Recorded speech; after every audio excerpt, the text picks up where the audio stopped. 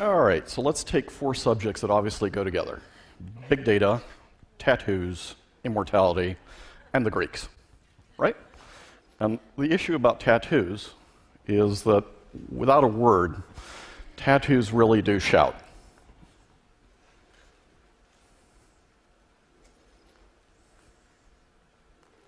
So you don't have to say a lot.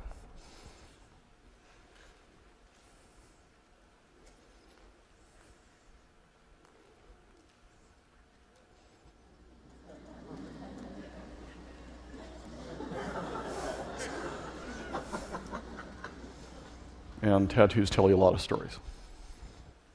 If I can ask an indiscreet question, how many of you have tattoos? A few, but not most. What happens if Facebook, Google, Twitter, LinkedIn, cell phones, GPS, Foursquare, Yelp, Travel Advisor, all these things you deal with every day turn out to be electronic tattoos? And what if they provide as much information about who and what you are as any tattoo ever would? What's ended up happening over the past few decades is the kind of coverage that you had as a head of state or as a great celebrity is now being applied to you every day by all these people who are tweeting, blogging, following you, watching your credit scores, and what you do to yourself. And electronic tattoos also shout. And as you're thinking of the consequences of that, it's getting really hard to hide from this stuff, among other things, because it's not just the electronic tattoos, it's facial recognition that's getting really good. So you can take a picture with an iPhone and get all the names. Although, again, sometimes it does make mistakes. But that means you can take a typical bar scene like this, take a picture, say, of this guy right here, get the name, and download all the records before you utter a word or speak to somebody. Because everybody turns out to be absolutely plastered by electronic tattoos. And so there's companies like Face.com that now have about 18 billion faces online. Here's what happened to this company.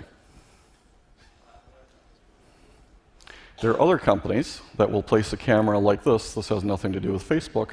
They take your picture, they tie it to the social media, they figure out you really like to wear black dresses. So maybe the person in the store comes up and says, hey, we've got 5 black dresses that would just look great on you. So what if Andy was wrong? Here's Andy's theory. What if we flip this? What if you're only going to be anonymous for 15 minutes? Well, then, because of electronic tattoos, maybe all of you and all of us are very close to immortality. Because these tattoos will live far longer than our bodies will. And if that's true, then what we want to do is we want to go through 4 lessons from the Greeks and 1 lesson from Latin American. Why the Greeks? Well, the Greeks thought about what happens when gods and humans and immortality mix for a long time. So lesson number 1, Sisyphus. Remember, did a horrible thing, condemned for all time to roll this rock up, it would roll back down, roll back up, roll back down. It's a little like your reputation. Once you get that electronic tattoo, you're going to be rolling up and down for a long time. So as you go through this stuff, just be careful what you post. Myth number 2, Orpheus. Wonderful guy, charming to be around, great partier, great singer, loses his beloved, charms his way into the underworld, only person to charm his way into the underworld, charms the gods of the underworld, they release his beauty on the condition he never look at her until they're out. So he's walking out and walking out and walking out, and he just can't resist. He looks at her, loses her forever. With all this data out here, it might be a good idea not to look too far into the past of those you love. Lesson number 3, Atalanta.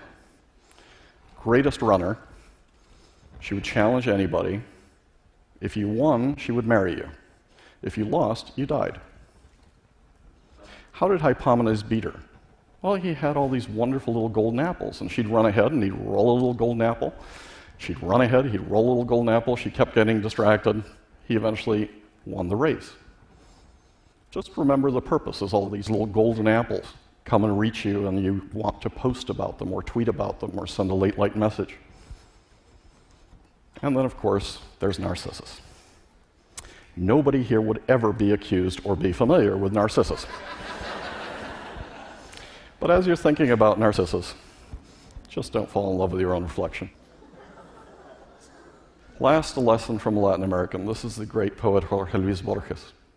When he was threatened by the thugs of the Argentine military junta, he came back and said, "Oh, come on, how else can you threaten other than with death?" The interesting thing, the original thing, would be to threaten somebody with immortality. And that, of course, is what we are all now threatened with today because of electronic tattoos. Thank you.